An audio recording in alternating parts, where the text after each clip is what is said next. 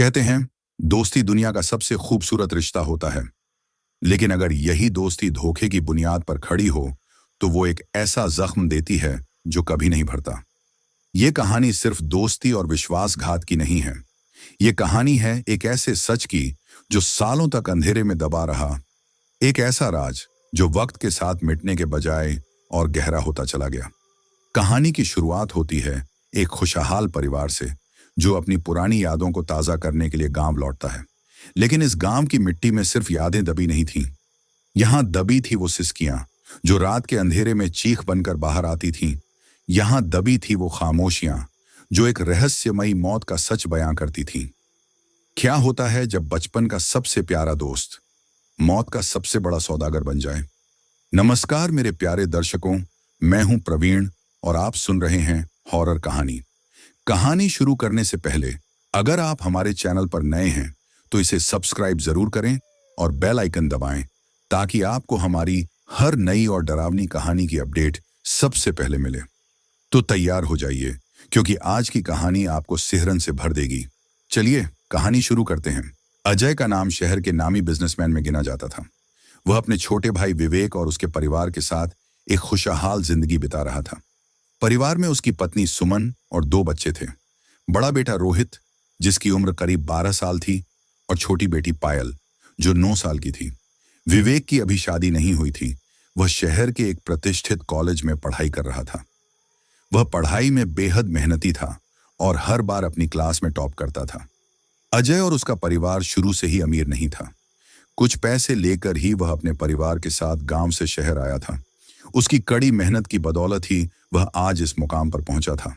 हालांकि अजय को गांव छोड़े हुए कई साल हो चुके थे, लेकिन गांव की यादें कभी उससे दूर नहीं हुई। उसका गांव सरोली और वहां के लोग बहुत ही प्यारे थे, मगर बिजनेस और बच्चों की पढ़ाई में व्यस्त रहने की वजह से गांव जाना अक्सर टल जाता था। गांव न जाने का एक और कारण था जिसे अजय ने कभी विवेक और बच्चों को नहीं बताया था। यह राज सिर्फ अजय और सुमन के बीच था। शायद यही वह मुख्य वजह थी जिसने उन्हें गांव और वहां की यादों से हमेशा के लिए दूर कर दिया था। विवेक को गांव की ज्यादा याद नहीं थी, लेकिन उसके दिल में भी कहीं ना कहीं वहां जाने की चाह थी। कुछ दिन बाद उसके लास्ट ईयर का रिजल्ट आया और हमेशा की तरह उसने इस बार भी क्लास में टॉप किया। पूरा परिवार खुशी से झूम उठा। अजय की खुशी का ठिकाना नहीं था। वह चाहता था कि विवेक अपनी पढ़ाई पूरी करने के बाद कहीं और नौकरी करने के बजाय उनके बिजनेस को आगे बढ़ाए। जब उसने यह बात विवेक के सामने रखी तो वह तुरंत तैयार हो गया। लेकिन बिजनेस ज्वाइन करने से पहले विवेक ने अजय के सामने एक शर्त रखी। भैया, बिजनेस ज्वाइन करने से पहले मेरी एक शर्त है। अजय चौंकते हुए बोला। शर्त? कैसी शर्त? विवेक ने कहा। भैया, आप वादा कीजिए कि मुझे बिजनेस में शामिल करने से पहले हम सबको सरोली लेकर चलेंगे। अजय कुछ देर तक चुप और परेशान सा हो गया। पीछे खड़ी सुमन सारी बातें सुन रही थी। वह बीच में आकर बात काटते हुए विवेक से बोली, विवेक, तुम इतनी अच्छी तरह से पास हुए हो, इसका सेलिब्रेशन तो किसी अच्छी जगह पर होना चाहिए। गांव में क्या रखा है? और तुमने तो गांव देखा भी नहीं है। जब तुम हमारे साथ शहर आए थे तब तुम्हारी उम्र बहुत कम थी। तुम्हें वहां के बारे में और वहां के लोगों के बारे में कुछ नहीं पता। अगर तुम्हारा कहीं घूमने का मन है तो चलो मसूरी चलते हैं। वैसे भी बहुत समय हो गया, कहीं बाहर नहीं गए हैं हम सब। विवेक सुमन को अपनी मां की तरह मानता था, क्योंकि उसकी मां के गुजर जाने के बाद उसी ने उसे संभाला था। वह जिद करते हुए सुमन से बोला, नहीं भाभी मां, मुझे तो सिर्फ सरोली ही जाना है। बचपन से बस उसी का नाम सुनता आया हूं।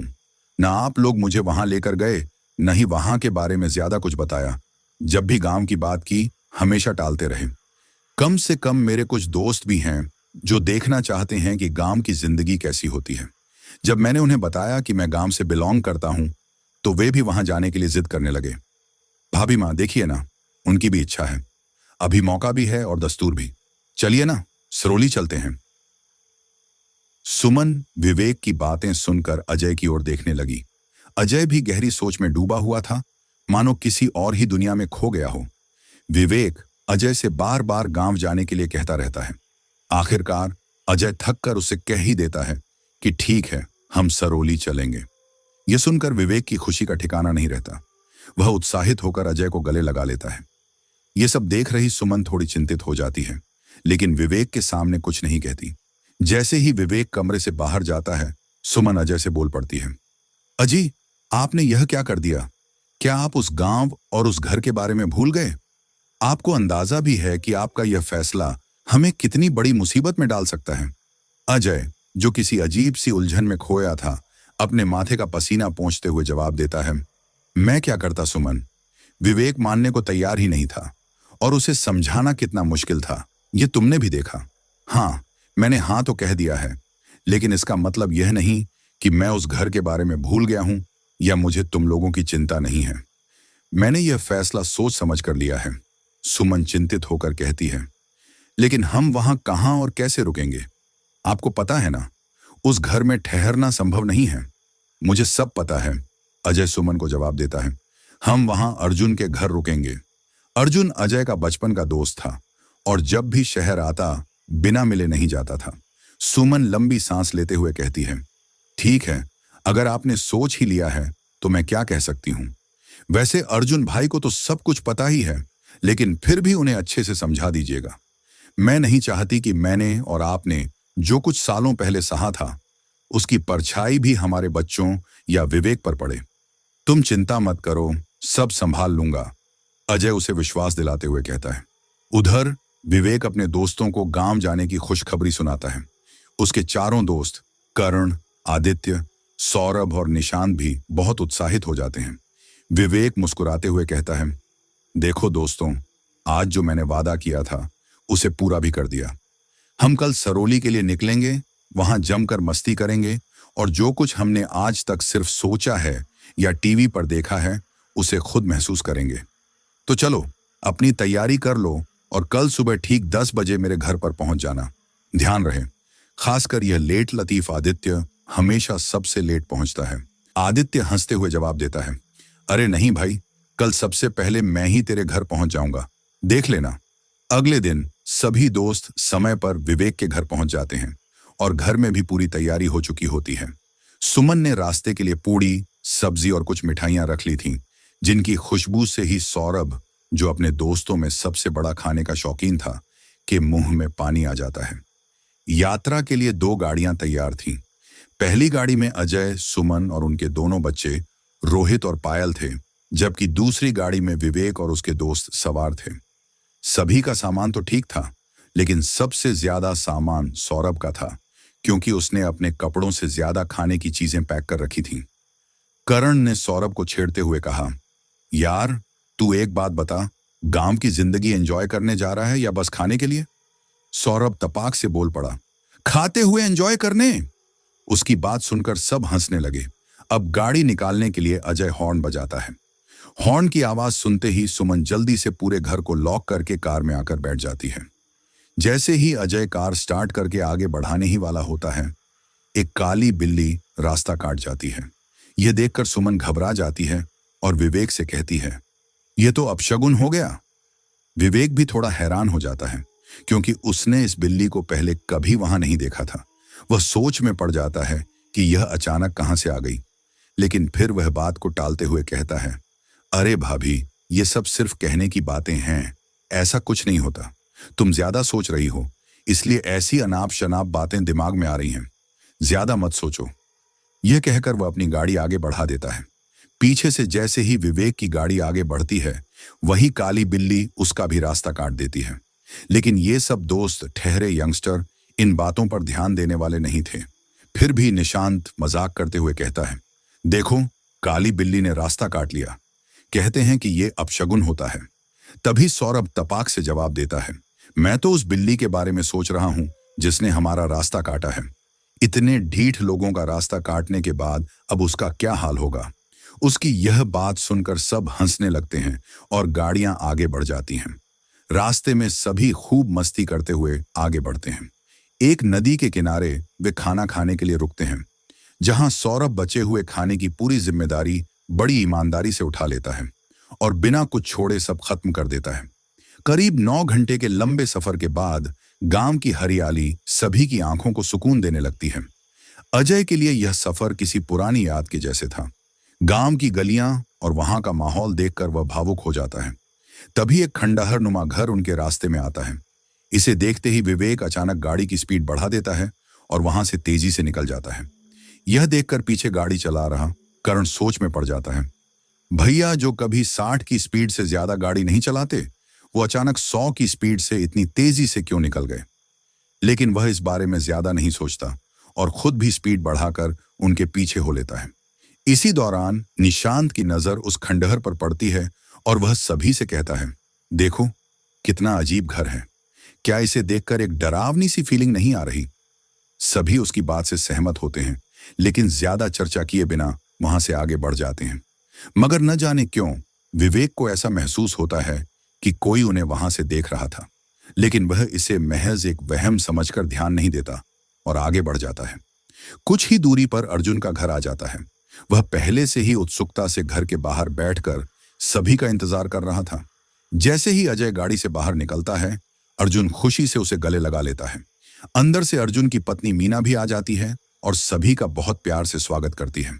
अर्जुन का बेटा रूपेश भी सभी के बैग उठाने में मदद करता है और विवेक और उसके दोस्तों को उनके कमरे दिखाता है। रूपेश वैसे तो अपने पिता के साथ खेती करता था, लेकिन उसे एक्सरसाइज का भी बहुत शौक था। उसकी शानदार बॉडी देखकर विवेक और उसके तीनों दोस्त हैरान रह जाते हैं। हालांकि सौरभ को इससे कोई फर्क नहीं पड़ता। उसका मानना था कि पेट हमेशा भरा रहना चाहिए, चाहे शरीर का क्या भी हाल हो जाए। सब फ्रेश होकर शाम को बाहर दालान में जमीन पर बैठकर खाना खाते हैं। दाल चावल और ताजी रोटियों पर देसी घी की खुशबू ने खाने का मजा दोगुना कर दिया था। इस तरह का खाना विवेक और उसके दोस्तों ने पहले कभी नहीं खाया था। खाने के बाद अजय, सुमन, मीना और अर्जुन बैठकर पुरानी यादों में खो जाते हैं। तभी रूपेश विवेक और उसके दोस्तों को बाहर घुमाने ले जाता है। गांव का माहौल और वहां की हरियाली सभी के दिलों में बसती जा रही थी। चलते चलते विवेक रूपेश से पूछता है, रूपेश, तुम्हें पता है हमारा पुराना घर कहाँ था, जहां बरसों पहले भाई और भाभी मां रहते थे। यह सुनकर रूपेश थोड़ा ठहरता है और जवाब देता है, किसने कहा था, लेकिन फिर कुछ सोचकर चुप हो जाता है और बात बदलते हुए तेज कदमों से आगे बढ़ने लगता है। रूपेश का यह अजीब रवैया विवेक को खटक जाता है। उसके दिमाग में वही शब्द गूंज रहे थे, किसने कहा था, जबकि उसके भाई ने तो उसे बताया था कि उनका मकान बहुत पहले ही एक भूकंप में गिर गया था। फिर रूपेश ने ऐसा क्यों कहा? यह सवाल विवेक को परेशान करने लगा था। क्या उनका घर अभी भी है? और अगर है तो उसके भाई ने यह बात उससे क्यों छुपाई? उधर विवेक को बार बार यह बात परेशान कर रही थी कि आखिर रूपेश ने ऐसा क्यों कहा। दूसरी तरफ अर्जुन और अजय घर के दालान में बैठकर अपनी पुरानी यादों में डूबे हुए थे। तभी अर्जुन देखता है कि अजय बेहद भावुक हो चुका था और उसकी आंखों से लगातार आंसू बह रहे थे। अर्जुन ने उसे समझाते हुए कहा, अजय, मैं समझ सकता हूं कि तेरे दिमाग में क्या चल रहा है, लेकिन हकीकत से मुंह नहीं मोड़ा जा सकता। जो हो गया उसे तो हमें स्वीकार करना ही होगा। मैं समझता हूं अर्जुन, लेकिन क्या करूं? कहीं ना कहीं मैं सब कुछ भूलने की कोशिश कर रहा था, लेकिन आज फिर अपना घर देखकर रहा नहीं गया। मेरी छोटी सी गलती ने हमें बेघर कर दिया। तुमने तो मुझे बहुत समझाया था, लेकिन न जाने वो कैसी मनहूस घड़ी थी जब मैंने वो। अजय इससे आगे कुछ कहता, इससे पहले ही अर्जुन उसे टोकते हुए बोला, यार अजय, मेहरबानी करके अब वो बात मत याद कर। तुझे पता है, उस दिन के बाद से लेकर आज तक तेरे घर के आसपास कोई इंसान तो क्या, एक परिंदा भी उड़ता नहीं दिखता। न जाने कितने लोग वहां से ऐसे गायब हुए हैं जिनका आज तक कोई पता नहीं चला। कुछ लोगों ने बताया कि जब वे दिन में भी उस इलाके से गुजरते हैं तो उन्हें किसी के हंसने या रोने की आवाजें सुनाई देती हैं। तेरे घर के आसपास के जितने भी लोग थे, कुछ तो गांव छोड़कर चले गए और कुछ क्या अर्जुन? अजय ने आश्चर्य से पूछा। और कुछ दुनिया छोड़ गए, अर्जुन ने बेहद धीमी आवाज में कहा। अर्जुन की यह बात सुनकर अजय अपने आप को ही इन सब घटनाओं का दोषी मानने लगता है। अर्जुन ने उसे फिर समझाया, यार, तू भी जानता है और हम सब भी कि तूने जो किया अनजाने में किया। तेरी मंशा तो अच्छी ही थी, लेकिन किसने सोचा था कि यह सब होगा। हाँ यार, कितना खुशहाल परिवार था मेरा। माँ, बाबूजी, सुमन, हम कितनी खुशी से रह रहे थे। हाँ, पैसे आज मेरे पास बहुत हैं, लेकिन जो सुकून मुझे तब था वो सालों से नहीं मिला। हाँ, बच्चों और परिवार के साथ खुश तो हूं, लेकिन वो पुरानी बात अब महसूस नहीं होती। अजय खुद को बेहद बेबस महसूस करने लगा। उधर विवेक को यह महसूस होने लगा कि उसे कुछ छुपाया जा रहा है। उसने ठान लिया कि यह राजा चाहे जो भी हो, वह इसका पता लगाकर ही रहेगा। सुबह का समय। सुबह 6 बजे ही अर्जुन, मीना, रूपेश, सुमन और अजय उठ जाते हैं। गांव में रात को जल्दी सोने और सुबह जल्दी उठने की आदत थी, और अजय की भी यह आदत अब तक नहीं बदली थी, चाहे वह कितने भी सालों से शहर में रह रहा हो। दूसरी ओर विवेक और उसके सारे दोस्त, जिनकी सुबह 10 बजे से पहले नहीं होती थी, अभी भी गहरी नींद में सो रहे थे। अजय ने रूपेश से कहा, जा उन सबको उठा दे ताकि वे भी गांव की ताजी हवा का आनंद ले सकें। रूपेश जाकर सबको जगाने की कोशिश करता है। सौरभ बड़ी मुश्किल से अपनी आंखें खोलता है, घड़ी की ओर देखता है और 6 बजे का समय देखकर कहता है, भाई ऐसी क्या आफत आ गई जो इतनी रात गए उठाना पड़ रहा है। रूपेश हंसते हुए कहता है, भाई किस दुनिया में हो, हमारा तो आधा दिन निकल गया है, जल्दी उठो। माँ ने नाश्ते में आलू के पराठे बनाने शुरू कर दिए हैं। आलू के पराठे का नाम सुनते ही सौरभ, जिसकी आंखें अभी तक पूरी खुली भी नहीं थीं, अचानक बिस्तर से उठकर बैठ जाता है। मुंह में पानी भरते हुए वह तेजी से बोलता है, वाह आलू के पराठे, यार रूपेश ये कोई उठाने का समय है? कम से कम आधे घंटे पहले जगा देता तो नहा धोकर बैठते। उधर बेचारी आंटियां परेशान हो रही होंगी। सौरभ की बातें सुनकर रूपेश बस आश्चर्य से उसे देखता रह गया। इसके बाद सौरभ खुद सबको उठाने लगता है। उसके भारी भरकम 2.5 किलो के हाथ कभी किसी के गाल पर पड़ते तो कभी किसी की पीठ पर। इन वारों को सहना किसी के बस की बात नहीं थी। सभी ने लगातार हो रहे हमलों से बचने के लिए उठना ही बेहतर समझा। रूपेश यह सब देखता रह गया।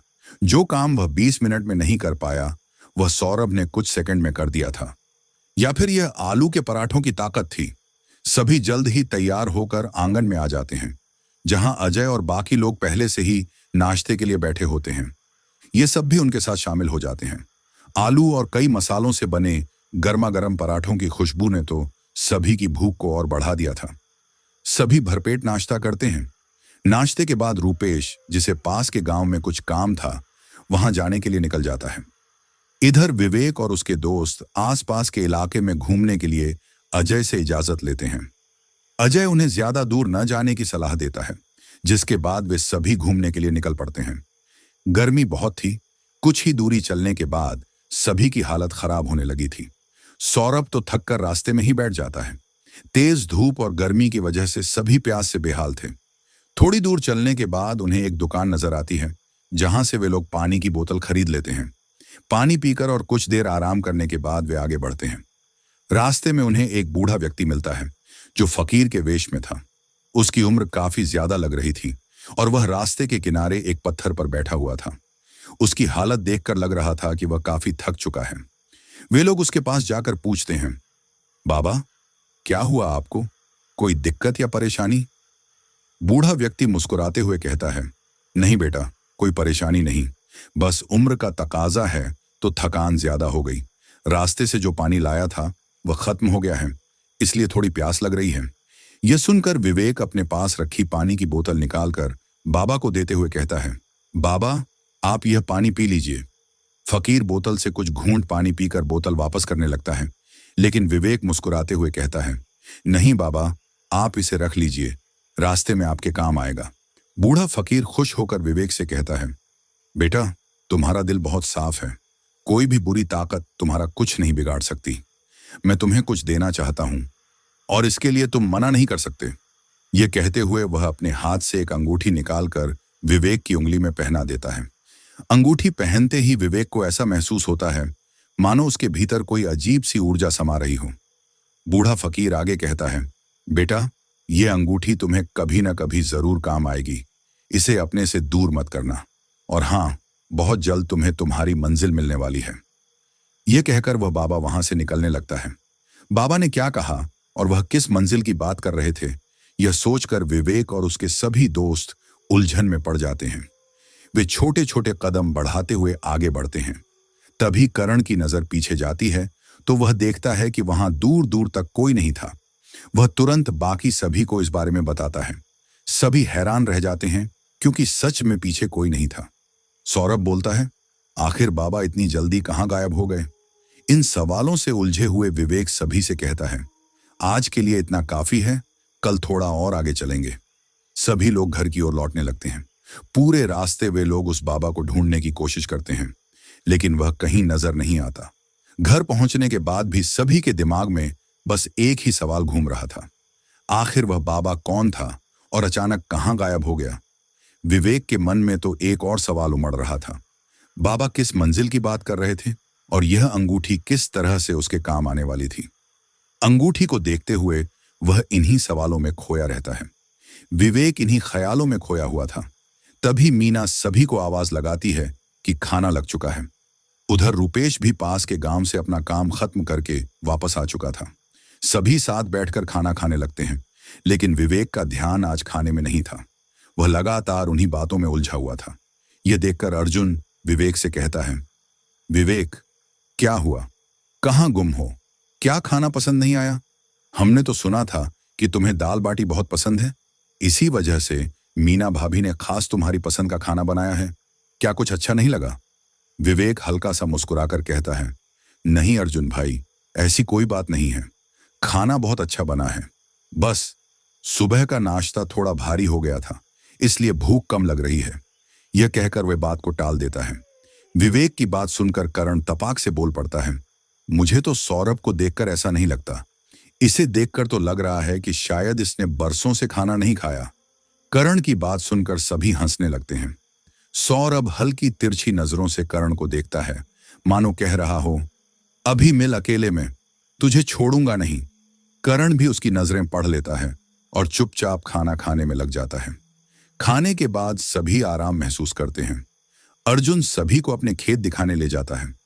लहलहाती सरसों, चिड़ियों की चहचहाहट और खेतों की ठंडी ताजी हवा का एहसास शहर की बंद एसी वाली हवा से कहीं ज्यादा सुकून देने वाला था। सभी दोस्त वहां खूब तस्वीरें खींचते हैं और शाम होने से पहले घर लौटने का फैसला करते हैं।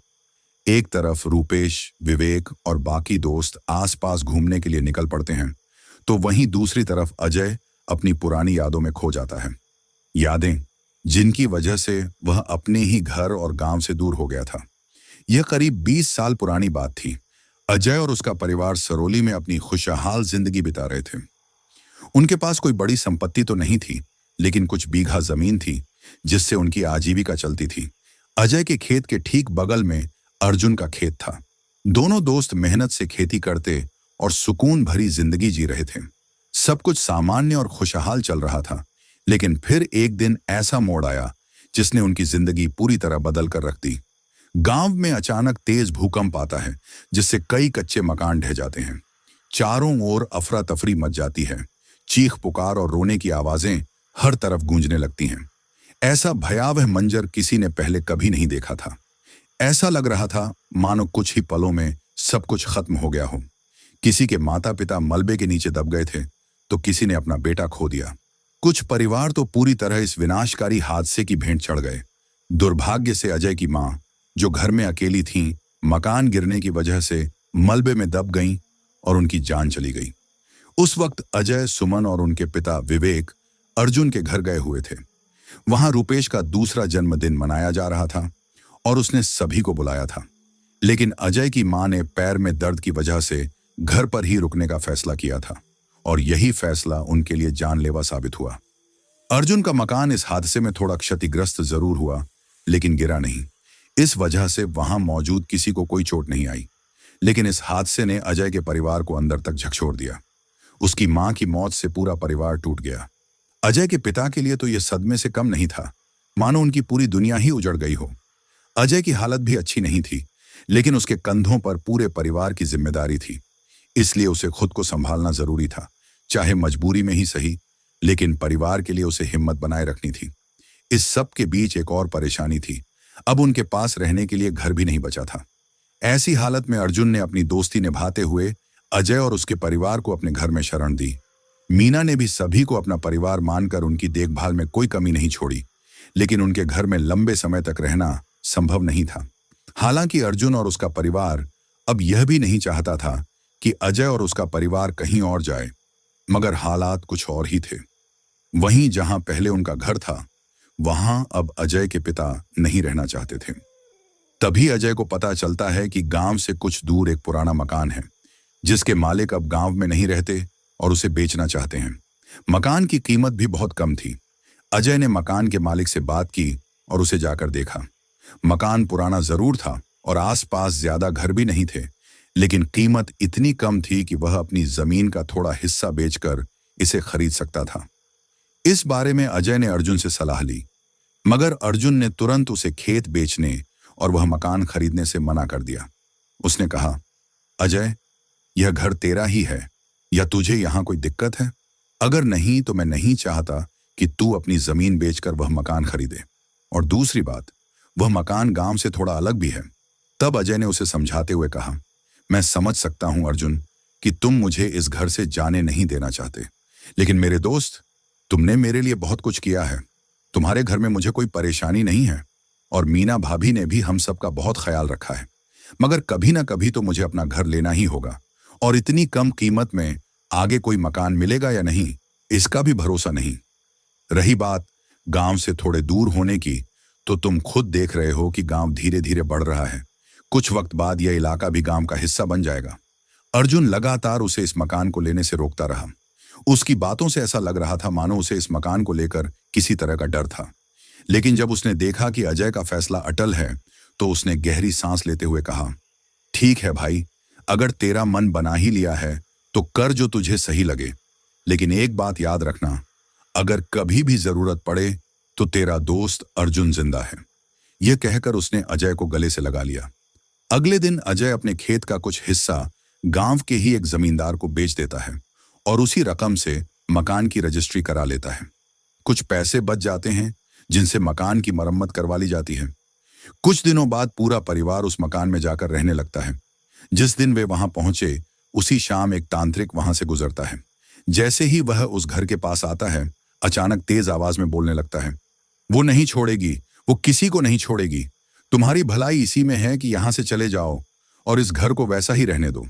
तांत्रिक की बातें सुनकर अजय और सुमन घर के बाहर आ जाते हैं। अजय आश्चर्य से उसकी ओर देखता है और धीमी आवाज में पूछता है, कौन महाराज, कौन है वो, और वो किसे नहीं छोड़ेगी? आप हमें मकान खाली करने के लिए क्यों कह रहे हैं? पहली बार पूछने पर तांत्रिक ने कोई जवाब नहीं दिया, मानो उसने सुना ही ना हो। वह बार बार एक ही बात दोहरा रहे थे, चले जाओ यहां से, वरना वह किसी को नहीं छोड़ेगी। कुछ देर शांत रहने के बाद अजय ने फिर तांत्रिक से आग्रह किया, बाबा, कृपया करके बताइए, आप किसके बारे में बात कर रहे हैं? कौन है जो हमें यहां नहीं रहने देगी? तब तांत्रिक ने अजय की ओर देखा और ऊंची आवाज में बोला, रेखा, वह रेखा है, एक खतरनाक आत्मा जो अपने बदले के लिए इसी घर में भटक रही है। वह तुम्हें यहां नहीं रहने देगी। यही उसका घर था, यहीं वह ब्याह कराई थी और यहीं उसके ससुराल वालों ने उसे इतनी यातनाएं दी कि उसने खुद को आग लगाकर आत्महत्या कर ली। तब से उसकी आत्मा भटक रही है। तुमसे पहले भी कई लोग यहां रहने आए, लेकिन उसने किसी को नहीं छोड़ा। 70 साल हो चुके हैं, ये घर पूरी तरह श्रापित है। कभी वह किसी को जिंदा जला देती है, कभी किसी को आधा खाकर छोड़ देती है, और कुछ लोगों का तो आज तक कोई पता ही नहीं चला कि उनके साथ क्या हुआ। बहुत ही भयानक आत्मा है वह, उसे वश में करना भी मुमकिन नहीं है। वह भूखी आत्मा है, बेहद भूखी। मेरी बात मान, निकल जा यहां से, वरना तेरा और तेरे परिवार का भी वही हश्र होगा जो तुझसे पहले वालों का हुआ था। यह कहकर तांत्रिक तेजी से वहां से चला गया। उसकी बातें सुनकर अजय और सुमन घबरा गए। उन्होंने यह सारी बात बाबूजी को बताई, लेकिन बाबूजी ने इसे बकवास कहकर टाल दिया। उन्होंने कहा, बेटा, ये सब ढकोसले हैं, और अगर ऐसी कोई चीज होती भी तो सुबह से हम इस घर में हैं, हमें तो कुछ नहीं हुआ। ये सब बहकाने और डराने के तरीके हैं, ताकि लोग इनके चक्कर में फंसकर इन्हें पैसे दें। तुम लोग बिल्कुल चिंता मत करो। बाबूजी की बातें सुनकर अजय और सुमन को थोड़ी राहत मिली और उन्होंने भी तांत्रिक की बातों को ज्यादा तवज्जो नहीं दी। रात का समय, सभी लोग रात का खाना खाकर आराम करने के लिए तैयार हो गए। रात बहुत गहरी और सन्नाटे से भरी थी। घर भी गांव से थोड़ा अलग था, जिससे बाहर लोगों का आना जाना बहुत कम था। खाना खाने के बाद अजय और सुमन विवेक को लेकर अपने कमरे में चले गए, जो दूसरी मंजिल पर था। बाबूजी भी अपने कमरे में सोने चले गए, जो नीचे था। हालांकि बाबूजी की बातों ने एक तरह की हिम्मत दी थी, लेकिन तांत्रिक की चेतावनी अब भी दिमाग में घूम रही थी। चारों ओर पसरा अंधेरा और दूर दूर से आती कुत्तों के रोने की आवाजें इस रात को और भी डरावना बना रही थीं। सुमन रात भर बेचैन रही। एक अनजाने डर की वजह से उसे नींद नहीं आ रही थी। बीच बीच में उसे अजीब अजीब आवाजें भी सुनाई दे रही थीं। रात इतनी लंबी लग रही थी जैसे इसकी कोई सुबह ही ना हो। जैसे तैसे रात गुजरी और सुबह होते ही सुमन उठकर नहा धोकर चाय बनाने के लिए नीचे किचन में आई। लेकिन नीचे पहुंचते ही उसका दिल जोर से धड़क उठा। किचन में सारा सामान बिखरा पड़ा था। डर के मारे उसने तुरंत अजय को जगाया। अजय घबराकर नीचे आया और देखा कि सच में पूरा सामान इधर उधर बिखरा हुआ था। वह यह देखकर सन्न रह गया। तभी अचानक एक चीख सुनाई दी। यह सुमन की थी। वह फौरन उसकी ओर भागा। सुमन कांपते हुए आईने की तरफ इशारा कर रही थी। अजय ने जैसे ही आईने की तरफ देखा तो उसके रोंगटे खड़े हो गए। आईने पर खून से लिखा था, क्या हुआ, अभी से डर गए? ये तो सिर्फ शुरुआत है। मैं तुम्हें और तुम्हारे परिवार के किसी भी सदस्य को नहीं छोड़ूंगी। हाँ हाँ हाँ हाँ, ये मेरा घर है, अभी भी मौका है, चले जाओ। यह सब पढ़कर अजय का दिल तेजी से धड़कने लगा और माथे पर पसीना आ गया।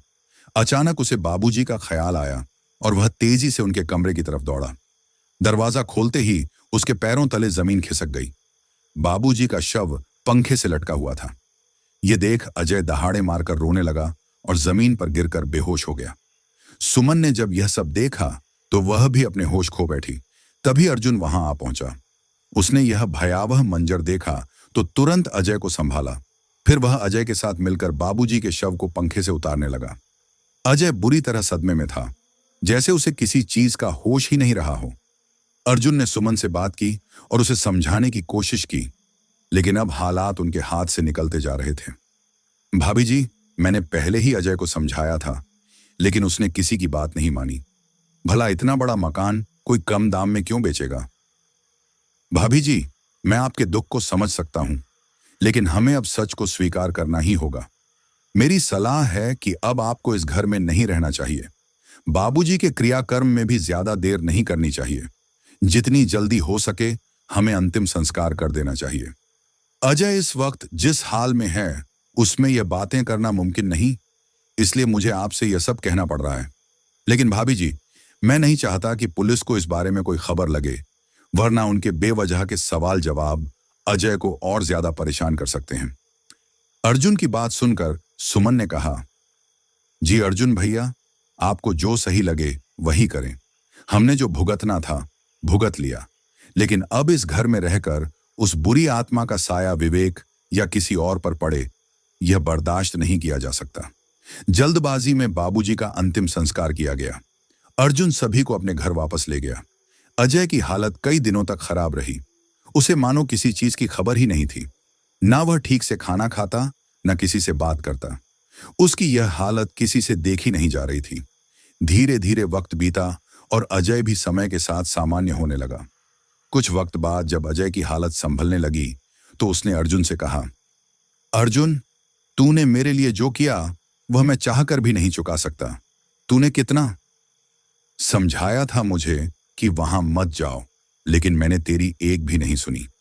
मुझे क्या पता था कि अपनी गलती का इतना बड़ा खामियाजा भुगतना पड़ेगा, लेकिन जो हो गया उसे तो बदला नहीं जा सकता। अब मैं नहीं चाहता कि उस बुरी आत्मा का साया मेरे परिवार पर पड़े, इसलिए मैं इस गांव से दूर जाना चाहता हूं। सोच रहा हूं कि शहर चला जाऊं। लेकिन शहर जाकर करेगा क्या? अर्जुन ने पूछा। यार, जो खेत बचा है उसे बेचकर कोई छोटा मोटा धंधा शुरू कर लूंगा, लेकिन अब इस गांव में वापस लौटने का कोई इरादा नहीं है। यह कहकर अजय भावुक हो गया और अर्जुन को गले से लगा लिया। अजय की बातें सुनकर अर्जुन भी भावुक हो गया। कुछ दिन बाद अजय अपने परिवार के साथ गांव छोड़कर चला गया। अपने इन्हीं विचारों में खोया हुआ था कि अर्जुन उसके पास आया और बोला, यार अजय, कब तक भूतकाल में उलझे रहोगे? उसे तो अब बदला नहीं जा सकता। कम से कम उन पुरानी बातों में उलझकर अपना वर्तमान तो मत खराब कर। देख, सब कितने खुश हैं। तू भी कितने सालों बाद गांव आया है। ये वक्त पुरानी यादों में खोने का नहीं, बल्कि यहां से अच्छी यादें समेट कर ले जाने का है। अर्जुन की बातें सुनकर अजय मुस्कुराया और कहा, सही कह रहा है यार। अब मैं उन मनहूस यादों में ज्यादा नहीं खोऊंगा और हर एक पल को पूरी तरह से जीऊंगा। दोनों बात कर ही रहे थे कि मीना चाय लाते हुए बोली, अगर आप लोगों की दोस्ती की बातें खत्म हो गई हों तो अब चाय पी लीजिए। मीना ने मुस्कुराते हुए कहा। इस पर अजय हंसते हुए बोला, भाभी, ये दोस्ती की बातें कभी खत्म नहीं हो सकती। हाँ, आज इस दोस्ती के नाम पर 2 चाय जरूर पी जाएगी। यह सुनकर अजय और अर्जुन जोर से हंस पड़े। ये देखकर मीना बोली, काश सबको आप जैसे दोस्त मिले। इधर सब लोग चाय के साथ गपशप में व्यस्त थे। उधर रूपेश, विवेक और उनके बाकी दोस्त घूमते घूमते काफी दूर निकल आए थे और उन्हें इसका पता भी नहीं चला। कुछ दूरी तय करने के बाद रूपेश को एहसास हुआ कि वे बहुत दूर आ चुके हैं और उस घर के पास पहुंच गए हैं जहां रात के वक्त गांव में जाने से मना किया जाता है। रूपेश जानता था कि यह मकान अजय के ताऊ का है, लेकिन उसके पिता ने उसे सख्त हिदायत दी थी कि इसकी जानकारी विवेक को नहीं लगनी चाहिए। अब वह पुराना मकान ठीक उनके सामने था। तभी रूपेश सभी दोस्तों से कहता है, चलो दोस्तों, यहां से चलते हैं, रात भी काफी हो गई है। तभी करण रूपेश से कहता है, रूपेश, ये कैसी जगह है? ना आसपास कोई चहल पहल, ना ही ऐसा लगता है कि इन घरों में कोई रहता है। जब हम लोग आ रहे थे तब भी इस मकान को देखकर एक अजीब सा डर लग रहा था। क्या कारण है कि यह जगह पूरे गांव से कटी हुई लगती है? इसके जवाब में रूपेश कहता है, यार, मुझे भी इस बारे में ज्यादा तो नहीं पता, बस इतना सुना है कि यहाँ शाम के बाद कोई नहीं आता। मैंने पिताजी से भी कई बार पूछा, लेकिन कोई खास जानकारी नहीं मिली। बस यही कहते हैं कि यहाँ रात को जाना खतरे से खाली नहीं है। लोग कहते हैं कि इस जगह पर किसी आत्मा का साया है, लेकिन मैं तो इन बातों पर यकीन नहीं करता। हाँ, मगर जब बड़े बुजुर्ग किसी चीज के लिए मना करते हैं तो उसे मानने में कोई हर्ज नहीं। तभी इन लोगों को उसी वीरान मकान से किसी हलचल की आवाज आती है। यह आवाज सुनकर सभी का ध्यान उसी मकान की तरफ जाता है। अरे, इस वीरान घर से यह आवाज कैसी? विवेक बोलता है। रूपेश भी चौंक कर कहता है, हाँ, आवाज तो यहीं से आ रही है, लेकिन इस घर की हालत देखकर तो नहीं लगता कि अंदर कोई हो सकता है। तभी निशांत और करण, जो आमतौर पर निडर थे, आज पहले रूपेश की बात सुनकर और दूसरा उस घर से आती अजीब सी आवाज सुनकर डरने लगते हैं। तभी विवेक सभी दोस्तों से कहता है, हमें अंदर जाकर देखना चाहिए कि यह आवाज किसकी है। कहीं कोई ऐसा तो नहीं जिसे हमारी मदद की जरूरत हो। इस पर करण और निशांत तुरंत असहमति जताते हैं। उधर लगातार हलचल की आवाज अंदर से आती रहती है। सौरभ और आदित्य विवेक की बात से सहमत हो जाते हैं। पहले तो रूपेश भी करण और निशांत की तरह असहमति जताता है, लेकिन बाद में वह भी उन लोगों के साथ अंदर जाने के लिए तैयार हो जाता है। विवेक करण और निशांत से कहता है, अगर तुम लोग चाहो तो हमारे साथ अंदर चलो या फिर घर वापस चले जाओ। तब दोनों वहां से लौटने के बजाय बाकी दोस्तों के साथ अंदर जाने का फैसला करते हैं। उधर काफी देर हो जाने के बाद भी जब सभी दोस्त नहीं लौटते तो घर में टेंशन बढ़ने लगती है। सबसे बड़ी परेशानी यह थी कि उनमें से कोई भी मोबाइल साथ नहीं लाया था। अजय अर्जुन से कहता है, यार, तूने समझाया था ना रूपेश को कि उस जगह मत जाए? अर्जुन जवाब देता है, हाँ भाई, मैंने समझाया था। रूपेश मेरी कोई भी बात टालता नहीं है। वैसे तो उसे बस इतना ही पता है कि यह तुम्हारा घर है, लेकिन इसके अलावा मैंने उसे कभी उस जगह के बारे में पूरा सच नहीं बताया। लेकिन मैंने उसे साफ समझाया था कि सौरभ या किसी भी दोस्त को उस जगह के बारे में न बताए। मुझे उम्मीद है कि वे लोग यहीं कहीं होंगे, कहीं बैठकर बातें कर रहे होंगे। तुम चिंता मत करो, हमें कुछ देर और इंतजार करना चाहिए। अर्जुन ने विश्वास दिलाते हुए अजय को समझाया, लेकिन अंदर ही अंदर उसे भी बेचैनी हो रही थी। करीब 1 घंटा और बीत जाता है, लेकिन कोई नहीं आता। अब सभी लोगों की चिंता और बढ़ जाती है। अर्जुन भी सोच में पड़ जाता है कि आखिर ये लोग गए कहां और रूपेश इतना लापरवाह कैसे हो सकता है। उसे तो पता ही था कि इस जगह पर इतनी रात को कोई नहीं आता। अब घर के सभी लोग और भी ज्यादा चिंतित हो जाते हैं। अजय अर्जुन से कहता है, भाई, जरूर कुछ ना कुछ गड़बड़ हुई है। हम यहाँ हाथ पर हाथ धरे नहीं बैठ सकते, हमें तुरंत जाकर देखना होगा। अर्जुन अजय को शांत करते हुए कहता है, भाई, तू चिंता मत कर, सब कुशल मंगल होगा। तू यहीं रुक, मैं देख कर आता हूं। ज्यादा चिंता करने की कोई जरूरत नहीं है। मुझे उम्मीद है कि वे कहीं बैठकर बातें कर रहे होंगे। मैं अभी जाकर देखता हूं। अजय कहता है, नहीं, मैं तुझे अकेला नहीं जाने दूंगा, और वैसे भी अगर मैं यहां अकेला बैठा रहूंगा तो और ज्यादा चिंता होगी। मुझे भी साथ ले चल। लेकिन अर्जुन बार बार मना करता रहता है। आखिरकार अजय के ना मानने पर वह उसे भी अपने साथ ले जाता है। वे दोनों गांव का एक एक कोना छान मारते हैं, अर्जुन के हर दोस्त के घर जाकर पूछते हैं, लेकिन किसी को भी उन लोगों के बारे में कोई जानकारी नहीं होती। हर जगह से उन्हें एक ही जवाब मिलता है, कोई भी वहां नहीं आया। आखिरकार जब वे निराश होकर आगे बढ़ते हैं, तभी पीछे से एक आवाज आती है। यह आवाज रूपेश के खास दोस्तों में से एक चेतन की थी। वह पूछता है, चाचा जी, आप लोग इतनी रात को यहाँ, सब ठीक तो है ना? अर्जुन उससे कहता है, हाँ चेतन, सब ठीक है, लेकिन तुझसे एक बात पूछनी थी। क्या आज तेरे यहाँ रूपेश आया था? इसके जवाब में चेतन कहता है, नहीं चाचा जी, आज तो वह घर नहीं आया। हाँ, लेकिन आज शाम को उसे कुछ लोगों के साथ गांव के पास वाले वीरान मोहल्ले में जाते हुए देखा था। शायद वे वही लोग थे जो शहर से आए हुए हैं। मैंने उसे आवाज भी दी थी, लेकिन वे लोग अपनी बातों में इतने मग्न थे कि मेरी आवाज पर किसी का ध्यान ही नहीं गया। उस वक्त मैं भी गायों को चारा डालने जा रहा था, इसलिए ज्यादा ध्यान नहीं दिया। चेतन का जवाब सुनकर अजय के पैरों तले जमीन खिसक जाती है। वह अर्जुन से कहता है, यार अर्जुन, जिस चीज का डर था वही हुआ। चेतन हैरान होकर पूछता है, क्या हुआ चाचा जी? किस डर की बात कर रहे हैं आप लोग?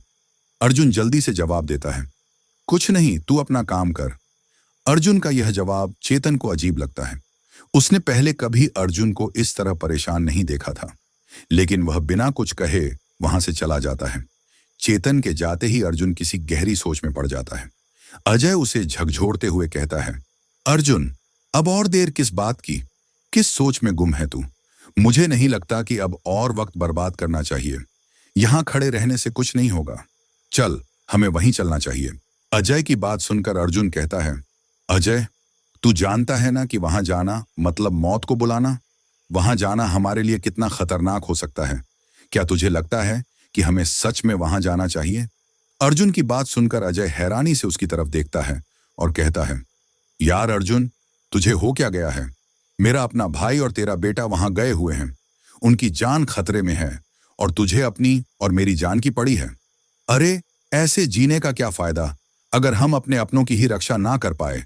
अगर तू नहीं चलना चाहता तो मत चल, लेकिन मैं वहां जरूर जाऊंगा, चाहे मेरी जान ही क्यों ना चली जाए। मैं अपने भाई और किसी को भी आंच नहीं आने दूंगा। तभी अर्जुन बोलता है, मेरा यह मतलब नहीं था अजय, मैं बस इतना चाहता हूं कि तू वहां मत जाए। मैं खुद किसी के साथ जाकर वहां देख आता हूं। और यार, मुझे सिर्फ अपने बेटे की ही नहीं, बल्कि तेरे भाई की भी उतनी ही चिंता है। पर भाई, मेरी बस एक बात मान, तू वहां मत चल। मैं नहीं चाहता कि तुझे कुछ हो।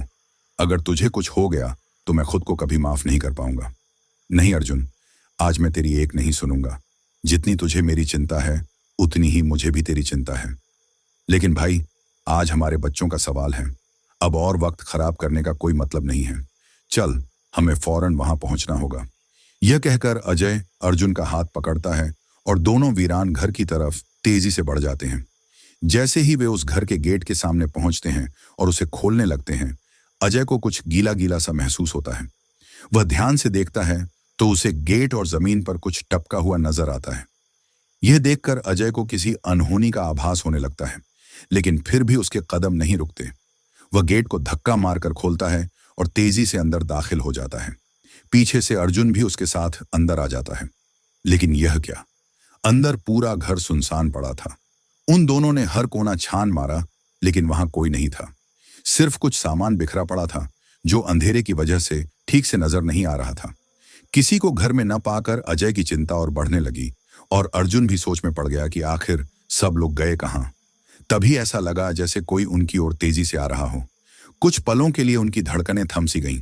जब उन्होंने उस दिशा में देखा तो एक रहस्यमयी रोशनी नजर आई। यह कैसी चमक है अर्जुन? अजय ने धीरे से पूछा। लेकिन अर्जुन ने कोई जवाब नहीं दिया। वह भी टकटकी लगाए उसी रोशनी की ओर देख रहा था। धीरे धीरे रोशनी की चमक तेज होती जा रही थी और साथ ही कदमों की आहट भी बढ़ती जा रही थी। तभी अजय ने सुना कोई पुकार रहा था, भैया, आप? अजय ने सामने देखा तो पाया कि विवेक अपने सभी दोस्तों, रूपेश, एक इंस्पेक्टर और 2 हवलदारों के साथ खड़ा था। रोशनी हवलदार के हाथ में मौजूद सर्चिंग टॉर्च की थी। साथ ही एक हवलदार ने एक आदमी को पकड़ा हुआ था, जिसकी शक्ल अजय को जानी पहचानी लग रही थी। अजय ने चारों ओर देखा और फिर दौड़कर विवेक को गले लगा लिया। तू ठीक है ना? पता है तेरी भाभी और हम सब का क्या हाल हो गया था? कितना डर गए थे हम लोग। तुझे नहीं पता विवेक, यह जगह बिल्कुल भी ठीक नहीं है। चल, यहां से चलते हैं। अजय लगातार बोले जा रहा था और उसकी आंखों से आंसू गिरते जा रहे थे। तभी उसका हाथ विवेक की उंगली पर बंधी पट्टी से टकराया। ये क्या हुआ विवेक? ये कैसी चोट लगी तेरे हाथ पर? सच सच बता, क्या हुआ था? विवेक ने अजय को पूरी बात बतानी शुरू की। भैया, आप चिंता मत करें, यह चोट मुझे घर के बाहर लगी थी। दरअसल हम लोग घूमते घूमते और बातों में इतने मशगूल हो गए कि हमें पता ही नहीं चला कि हम इस इलाके में कब पहुंच गए। जब हम इस घर के सामने आए तो हमें अंदर से हलचल की आवाज सुनाई दी। हमने सोचा कि इतने सुनसान इलाके में यह कैसी हलचल हो सकती है, शायद किसी को हमारी जरूरत हो। यही सोचकर हम घर के अंदर जाने लगे, लेकिन जैसे ही मैंने बाहर का दरवाजा खोलने की कोशिश की, वहां लगे कांटों के झाड़ पर मेरा ध्यान नहीं गया। उसी वजह से मेरी उंगली में चोट लग गई और खून बहने लगा। मैंने उंगली से अंगूठी निकालकर अपनी जेब में रख ली और रूपेश ने अपने रुमाल से मेरी उंगली पर पट्टी बांध दी। फिर जब हम अंदर जाने लगे तो हमें महसूस हुआ कि अंदर से आ रही आवाजें अचानक बंद हो गई हैं। शायद उन्हें हमारे आने का अंदाजा हो गया था और वे सतर्क हो गए थे। हम भी सतर्कता से आगे बढ़ने लगे। अंदर जाने से पहले हमने घर को बाहर से ध्यान से देखा। पता चला कि घर के आगे और पीछे दोनों तरफ दरवाजे थे और पीछे की तरफ कुछ लोगों के पैरों के निशान भी दिखाई दे रहे थे। हम समझ गए कि यहाँ कुछ गड़बड़ चल रही है। हम चारों ने आपस में योजना बनाई। तय हुआ कि आगे वाले दरवाजे से मैं और रूपेश अंदर जाएंगे और पीछे की तरफ से सौरभ और आदित्य अंदर घुसेंगे। करण और निशांत को मुख्य गेट पर खड़ा कर दिया गया ताकि अगर कोई भागने की कोशिश करे तो उसे रोका जा सके। जैसे ही मैंने सामने का दरवाजा खोला, मुझे महसूस हुआ कि जिस जेब में मैंने अंगूठी रखी थी वह थोड़ी फटी थी और अंगूठी नीचे गिर गई थी। मैं उसे उठाने के लिए झुका ही था कि अंदर से अचानक 2-3 गोलियां दागी गईं। लेकिन चूंकि मैं झुका हुआ था, गोलियां मुझे छू भी नहीं सकीं। विवेक ने अजय को बताया कि वह अंगूठी उसे एक बाबा ने दी थी और कहा था कि यह उसकी मदद करेगी। फायरिंग की आवाज सुनते ही पीछे से सौरभ और आदित्य ने दौड़कर 2 लोगों को दबोच लिया। उन्हें पकड़ते ही उनका एक और साथी पीछे के दरवाजे से भागने लगा, लेकिन करण और निशांत पहले से वहां तैयार थे। उन्होंने उसे पकड़ लिया। सभी को काबू में करने के बाद हम वहां से कुछ जरूरी सामान लेकर पास के पुलिस स्टेशन पहुंचे। श्याम ने पूरी स्थिति इंस्पेक्टर विनोद सर को बताई। आगे की जांच के लिए विनोद सर उन अपराधियों और हम सभी को साथ लेकर घटनास्थल पर आए। हमने पुलिस स्टेशन से आपको कॉल करने की भी कोशिश की थी ताकि आपको चिंता ना हो, लेकिन आप लोग भी बिना मोबाइल लिए घर से निकल गए थे, इसलिए हमने सारी सूचना भाभी को दे दी थी। तभी इंस्पेक्टर आदिल अजय से कहते हैं, अजय जी, जैसे ही ये लोग हमारे पास पहुंचे, हम तुरंत इनके साथ यहां आ गए। हमें पहले भी सूचना मिली थी कि इस इलाके में कई सालों से किसी बड़े गैर कानूनी काम को अंजाम दिया जा रहा है, लेकिन कई बार जांच करने के बाद भी हम सही जगह तक नहीं पहुंच पा रहे थे। आज इन लोगों की मदद से हम यहां तक आ सके हैं। ये लोग अपने काम को बिना किसी रुकावट के जारी रखने के लिए कई लोगों की हत्या कर चुके हैं, ताकि इस इलाके में डर बना रहे और कोई यहां आने की हिम्मत न करे। 3 लोगों को तो हम पकड़ चुके हैं, लेकिन हमें पता चला है कि इनकी टोली में 4 लोग शामिल थे। हम चौथे को भी जल्दी ही ढूंढ निकालेंगे। तभी अजय उस व्यक्ति की तरफ ध्यान से देखता है जिसे पुलिस ने अपनी हिरासत में लिया हुआ था। उसे देखकर अजय के दिमाग में एक झटका सा लगता है। यह वही व्यक्ति था जो कुछ समय पहले तांत्रिक के रूप में उसके घर आया था और आत्मा का भय दिखाकर उन्हें गुमराह कर रहा था। अब अजय को सारी सच्चाई साफ साफ समझ में आ चुकी थी। वह तुरंत इंस्पेक्टर आदिल से कहता है, सर, कहीं ना कहीं मेरे बाबूजी की हत्या में भी इसी का हाथ है। मैं इसे नहीं छोड़ूंगा, इसे मार डालूंगा। गुस्से से बेकाबू होकर अजय उस व्यक्ति पर झपट पड़ता है, लेकिन इंस्पेक्टर आदिल और उनके सिपाही बड़ी मुश्किल से उसे काबू में करते हैं। तभी वह अपराधी कुटिल मुस्कान के साथ बोलता है, तुम्हारे बाबूजी को मारने वालों में मैं अकेला नहीं था।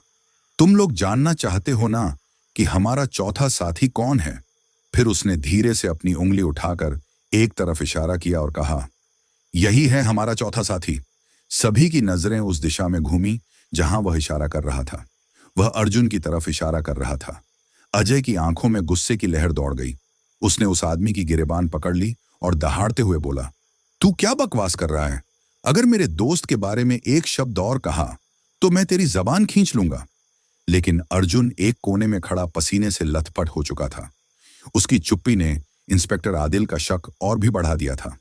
इंस्पेक्टर अर्जुन से कहते हैं, अर्जुन जी, अब आप खुद सच बताएंगे या फिर हमें अपने तरीके से पता करना पड़ेगा? इस पर अजय इंस्पेक्टर पर भड़कने ही वाला था कि अर्जुन उसे शांत करते हुए कहता है, जी सर, ये जो कुछ भी कह रहा है सब सच है। सभी लोग हैरानी से अर्जुन की तरफ देखने लगे। ये तुम क्या कह रहे हो अर्जुन? अजय ने हैरानी से पूछा। रूपेश भी अपने पिता के इस जवाब से परेशान होकर बोला, पिताजी, आप ऐसा क्यों कह रहे हैं? अर्जुन ने गहरी सांस ली और वही बात दोहराई, हाँ, यह सच है, मैं ही इनका चौथा साथी हूं। इसके बाद उसने अपनी बात को पूरा करते हुए कहा, अजय, जब हम दोनों खेती किया करते थे तो तुम्हें याद होगा कि एक बार बाढ़ की वजह से हमारी पूरी फसल बर्बाद हो गई थी।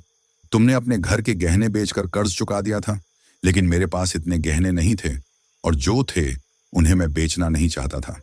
पैसे कमाने के लिए मैं शहर चला गया। वहां मेरी मुलाकात हमारे बचपन के दोस्त जय से हुई, जो बचपन में ही घर छोड़कर भाग गया था। अब उसने वहां अपना अच्छा खासा कारोबार खड़ा कर लिया था। मैंने उससे कुछ समय के लिए मदद मांगी तो उसने हाँ कर दी। पैसे लेकर मैं गांव लौट आया और अपना कर्ज चुका दिया, लेकिन काफी दिनों बाद भी मैं जय के पैसे लौटाने का इंतजाम नहीं कर पाया। मैंने उससे और समय मांगा, जिस पर उसने कहा, अर्जुन, पैसे जब चाहे तब दे देना, लेकिन मुझे नहीं लगता कि तू सिर्फ खेती बाड़ी से इतनी जल्दी पैसे जुटा पाएगा। अगर तुझे सही लगे तो मेरा बिजनेस पार्टनर बन जा। जितना तू साल भर में कमाता है उतना ही कुछ दिनों में कमा लेगा। वैसे भी मुझे गांव में एक भरोसेमंद पार्टनर की जरूरत है। मुझे भी पैसों की जरूरत थी और यह काम मुझे सही लगा, इसलिए मैंने हामी भर दी। मैं तुझे भी इसके बारे में बताने वाला था, लेकिन जय ने मुझसे वादा लिया था कि मैं इस काम के बारे में किसी को, खासकर तुझसे, नहीं बताऊं, क्योंकि वह जानता था कि तू बिना अपने बाबूजी से पूछे कोई भी काम नहीं करता, और अगर तेरे बाबूजी को पता चलता कि यह काम ड्रग तस्करी का है तो वह कभी भी इसे मंजूरी नहीं देते। इस धंधे को छिपाने के लिए जय ने इस मकान के माली और चौकीदार को भी अपने साथ मिला लिया। क्योंकि यह घर गांव से अलग था, इसलिए यहां काम करने में हमें कोई परेशानी नहीं हो रही थी। हमारा काम बिना किसी परेशानी के चल रहा था, लेकिन तभी इस मकान के असली मालिक को इसकी भनक लग गई। हमें तुरंत अपना सारा सामान समेटकर यहां से निकलना पड़ा। कहीं और यह काम करना आसान नहीं था। मकान मालिक किसी भी तरह की परेशानी में नहीं पड़ना चाहता था, इसीलिए उसने इस मकान को कम कीमत में बेचने का फैसला कर लिया। इसकी जानकारी हम लोगों से पहले तुम्हें लग गई, और जब मकान मालिक ने तुम्हारे साथ सौदा कर लिया तो उसने हमारे साथ कोई भी लेन देन करने से साफ इनकार कर दिया। मैंने तुम्हें कई बार समझाया कि इस मकान को मत लो, लेकिन मेरे लाख समझाने के बावजूद तुम नहीं माने। जब तुमने मकान खरीद लिया तो हमने यहाँ के चौकीदार की मदद से तुम्हें डराने की योजना बनाई। हमने उसे तांत्रिक के वेश में तुम्हारे पास भेजा ताकि तुम इस मकान को छोड़ने का फैसला कर लो। वैसे तो हमारा मकसद पूरा हो चुका था, लेकिन आखिरी समय पर तुम्हारे बाबूजी ने हमारे पूरे प्लान पर पानी फेर दिया।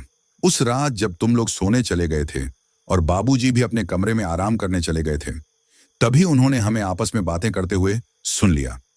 उनकी नजरों के सामने पूरी सच्चाई खुलकर आ गई थी। हमने उन्हें लाख समझाने की कोशिश की।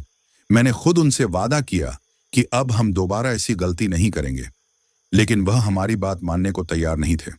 उन्होंने कहा कि वह पूरे गांव के सामने हमारी सच्चाई उजागर करेंगे।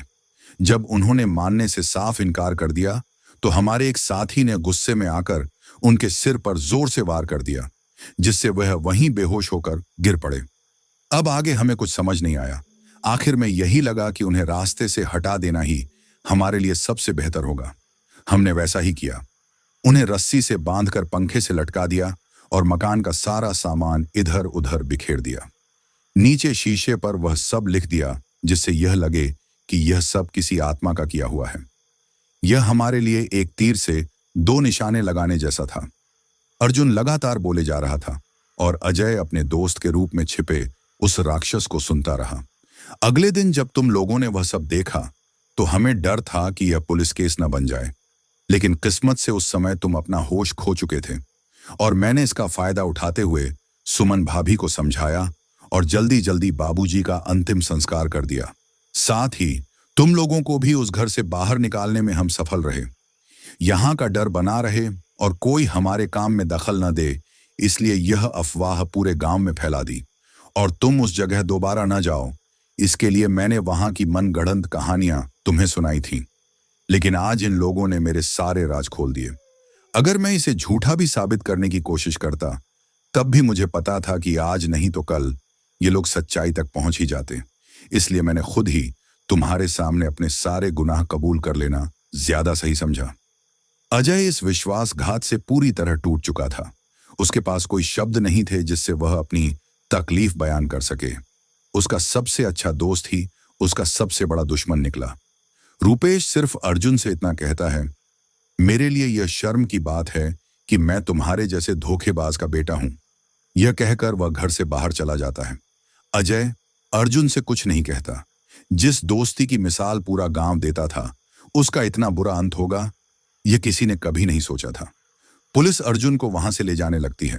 तभी अर्जुन अजय से कहता है, मैं जानता हूं कि मेरे गुनाह माफी के लायक नहीं हैं और यह भी जानता हूं कि जो भी सजा मिलेगी वह कम ही होगी, लेकिन मैं उम्मीद करता हूं कि अगले जन्म में मुझे तेरे जैसा ही दोस्त मिले।